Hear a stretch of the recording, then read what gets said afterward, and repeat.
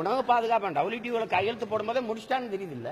Ration கடையை மூட போறான்னு கத்தணும்ல. நாங்க நீ பருப்பு இல்லைம்பீங்க, மண்ணெண்ணெய் இல்லைம்பீங்க, அரிசி இல்லைம்பீங்க, ஒரு நாள் விடிய காலம் போவோம், கடையே இருக்காது. கடை இல்லைன்னு இதான் நடக்க போகுது.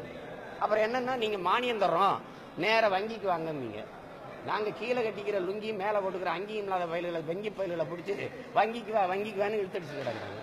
வங்கியில போய் மானியத்தை கொடுப்பா, மானியத்தை வச்சுட்டு கடையில போய் வாங்கினா எங்க அண்ணாச்சி கடையில வாங்க முடியாது. பெரிய அண்ணாச்சி 2 பேர் இருக்கான், அதானி அம்பானி, அவங்க கடையில தான் வாங்கி சாப்பிடணும். வேணும் நடக்குது. நீங்க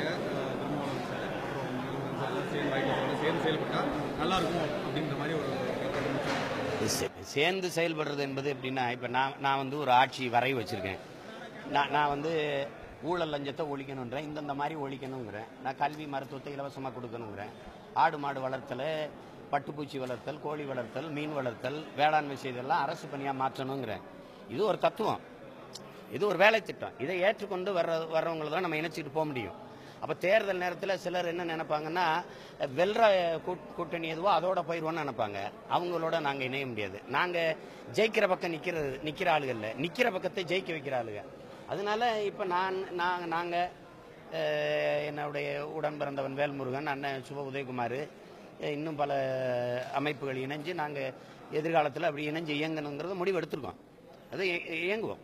சார், இந்த 85% மேல்முறையீட்டு மனு வந்து அது செய்யும், எனக்கு முதல்ல தெரியும்.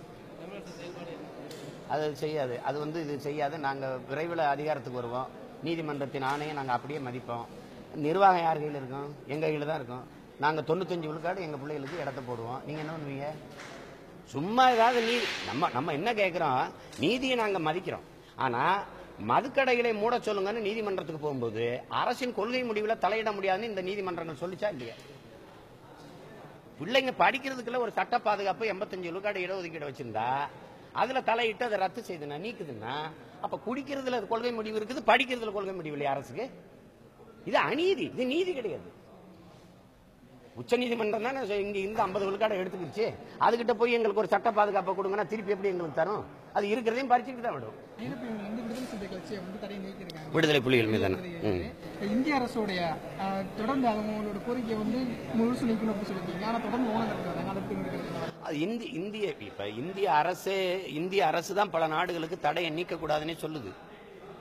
எங்களுடைய எல்லா நகர்வுகளையும், அரசியல் விடுதலைக்கான நகர்வையும் தடை போடுறதை இந்திய அரசு தான் செய்யுது. எந்த நாட்டில் போனாலும் இந்தியா என்ன சொல்லுதுன்னு கேட்குறான். What about India சேஸ்ங்கிறான்.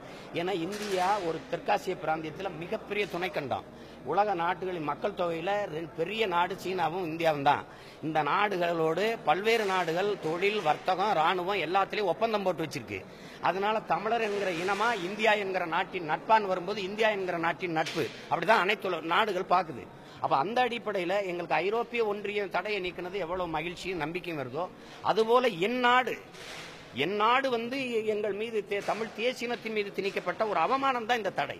அதை நீக்கணும். அதை நீக்கினாதான் எங்களுடைய என்ன சொல்றது, எங்களுடைய இந்த இலக்கை நோக்கிய பயணம் வந்து விரைவு. நன்றி. கர்நாடக அரசு வந்து புதுசாக இன்னொரு அணைகளை கட்டுறதுக்காக அனைத்து கட்சி கூட்டத்தை கூட்டுவதற்காக ஒரு ஆலோசனை நடத்திட்டு உச்சநீதிமன்ற தீர்ப்பையும் மீறி செயல்பட்டு வருது. இது சம்பந்தமாக எடப்பாடி அரசு மோடியோட இதற்கு எதுவும் வாய்ப்பு இல்லை. இப்போ கர்நாடக அரசு உச்சநீதிமன்ற தீர்ப்பை மீறுது, கேரள அரசு உச்சநீதிமன்ற தீர்ப்பை மீறுது. ஆனால் தமிழ்நாடு அரசு மட்டும் அப்படியே கடைபிடிக்கும். நீதிமன்றம் சொல்லிருச்சு அப்படின்ட்டு ஒரு சொட்டு தண்ணீர் உச்சநீதிமன்றம் சொன்ன பிறகும் ஒரு சொட்டு தண்ணீர் தமிழர்களுக்கு கொடுக்க முடியாதுன்னு கர்நாடக அரசு சொல்லுது. அதுக்கு நீதிமன்ற நடவடிக்கை என்ன? அது ஒன்றும் இல்லை. பாராளுமன்ற நடவடிக்கை தான் என்ன? ஒன்றும் இல்லை. இதே தான் முல்லைப்பெரியாற்றில் கேரள அரசு சொல்லிச்சு. நமக்கு என்ன நடவடிக்கை இருந்தது? ஆனால் தமிழ்நாடு அரசு மட்டும் இந்த நாட்டின் ஜனநாயகத்தை, சட்டத்தை, இறையாண்மையை மிக முழுமையாக கடைபிடிக்கும். அதான் இங்க இருக்கிற பிரச்சனையே.